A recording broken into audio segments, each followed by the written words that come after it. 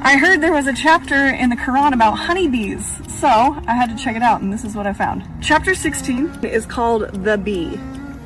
And Islam highly respects the bee to the point where it's a sin to kill one.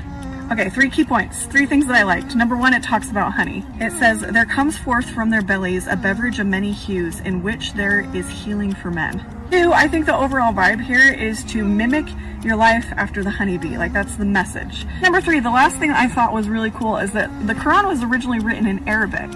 And the Arabic has female, male verbs.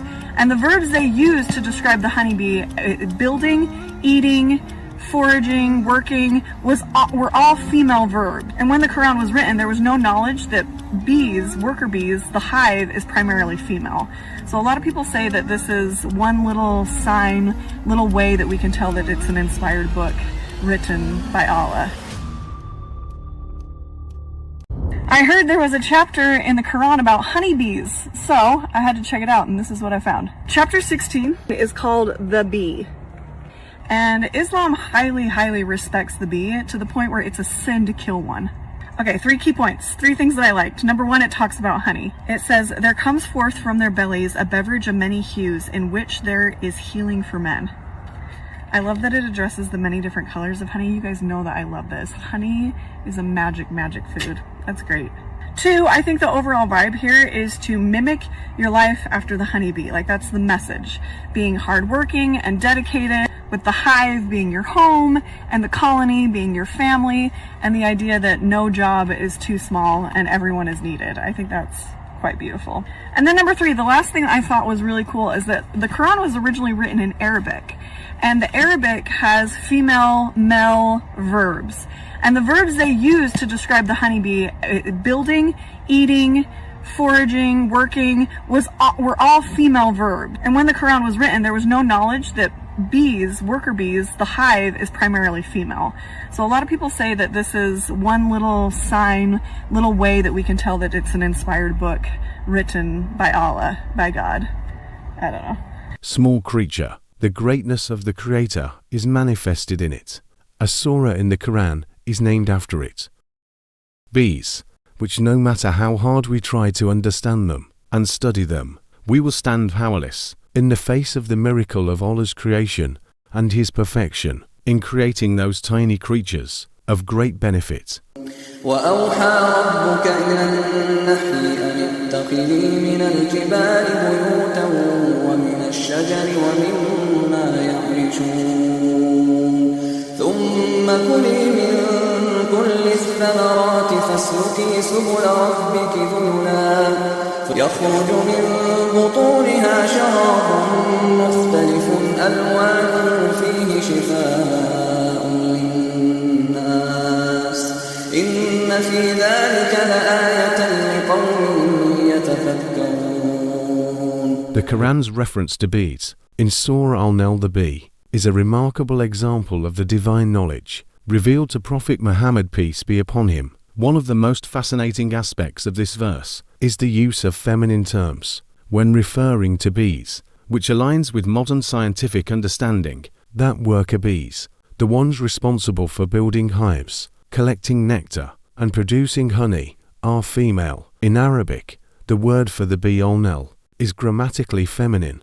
Additionally, the terms used in the verse, such as itakidi or take, kuli or eat, and butaniha or their bellies, are also in the feminine form. This indicates that the Quran specifically refers to the female worker bees who perform these tasks, and that it's in their bellies that honey is produced, the thing which is consistent with modern science. That confirms that 1.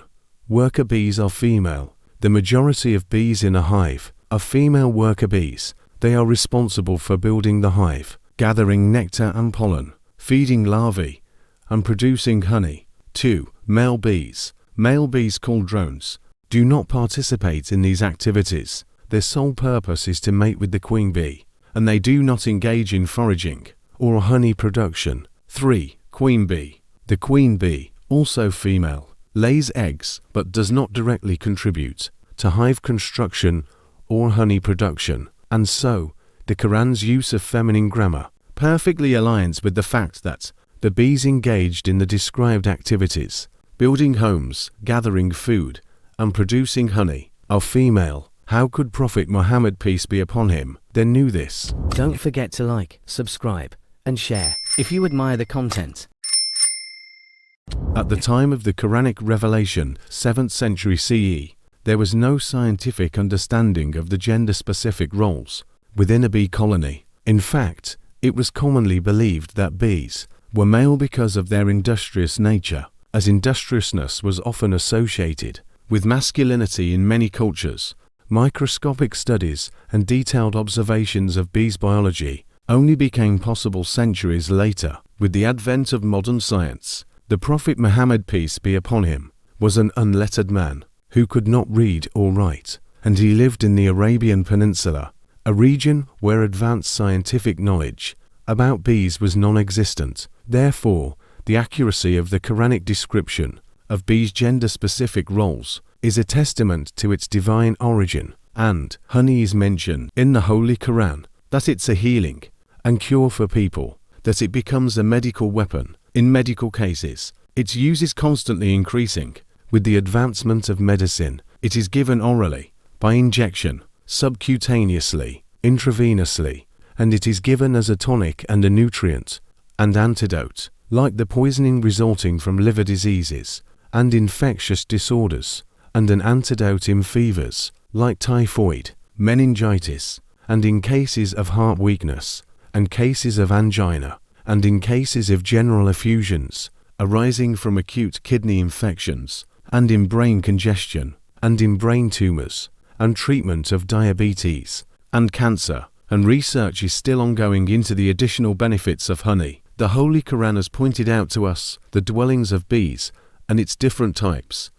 There are wild species of bees that inhabit the mountains, including species that live in trees by taking refuge in parts of the tree, through holes in the tree trunks and leaves as shelters for them. Bees produce honey in the same way. Since 150 million years ago, the honey bee is considered the only insect that produces the food which humans eat. So finally, no matter how much we talk about bees, those small insects, we cannot do them justice in describing them, let alone the one who created them. Glory be to He who fashioned them this way and taught them this activity and perfect system. In the end, this precise detail about the female worker bees is just one of many examples of how the Quran reveals truths about the natural world that were unknown at the time of its revelation. It serves as a sign for humanity to reflect on the wisdom and knowledge of Allah, who created bees with such marvelous roles and abilities. This is a powerful reminder for people of understanding of the Quran's miraculous nature and its ability to transcend human knowledge, proven by conclusive evidence that its origin is definitely from Allah.